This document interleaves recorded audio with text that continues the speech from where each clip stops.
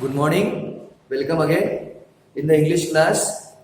In the last period, we have seen page number 18 and 19. Earlier, I have told you that there was a lady, African American lady. She refused to give her seat to the white man. उसने गोरे आदमी को वो seat देने के लिए नकार दिया. So she was arrested. उसको अरेस्ट किया गया and finally there was a lot of publicity.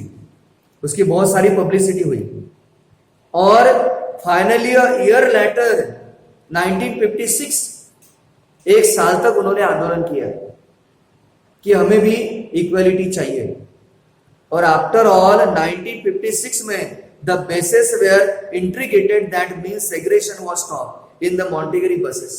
मॉन्टेगरी buses में जो सेग्रेशन था, यानी व्हाइट वालों को अलग जगह, ब्लैक वालों को अलग जगह, वो आखिरकार बंद कर दिया गया उनके आंदोलन के कारण.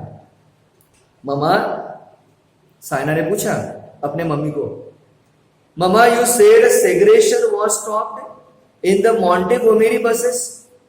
ममा तुमने तो बताया कि यहां पे बसेस बंद हो गई. What about the other places? लेकिन बाकी जगहों पे क्या हुआ? Please at her daughter's alertness, अपने लड़की का अलर्टनेस देख के मां को बड़ा अच्छा लगा. She got very happy. Mama got very happy. She replied, उसने रिप्लाई किया, Rosa Parks defiance. Rosa Parks defiance का मतलब challenging attitude, challenging attitude, defines.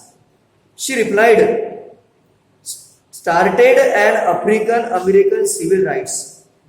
रोजा पार्क ने डिफाइंस किया, चैलेंज किया और अफ्रीकन अमेरिकन के लिए सिविल राइट्स की शुरुआत की, डिमांड की, मूवमेंट चलाई उसने, आंदोलन किया, which lead to the passing of an act in 1964. जिसका परिणाम क्या हुआ? 1964 में एक कानून बनाया बाय प्रेसिडेंट लिडन जॉनसन ने. इट बैन, बैन का मतलब प्रोहिबिटेड बाय लॉ, कानून से बंद करना.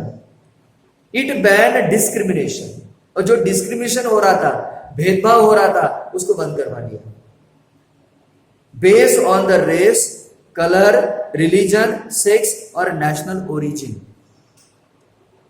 कलर के ऊपर, धर्म के ऊपर, रेस के ऊपर जितना भी भेदभाव हो रहा था, इन एम्प्लॉयमेंट, जॉब में भी, प्रैक्टिसेस एंड पब्लिक एकोमोडेशन, ये सब बंद करवा दिया. But the real victory was von इन 1965. लेकिन उनकी सही जीत जो है वो 1965 में हुई. When the African American were given equal voting rights.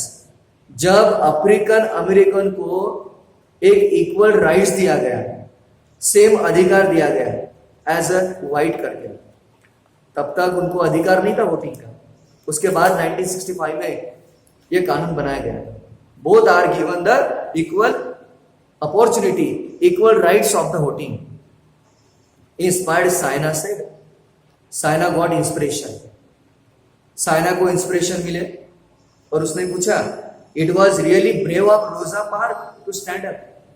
Rosa Park तो बहुत ही ब्रेव निकली. But China, there were thousands of people who were part of the African American civil rights movement. Part यानी ऐसे बहुत सारे लोग थे जो African American civil rights movement का एक हिस्सा बन गए. It took them almost a decade to win equal rights. They took 10 years. Decade का मतलब period of 10 years.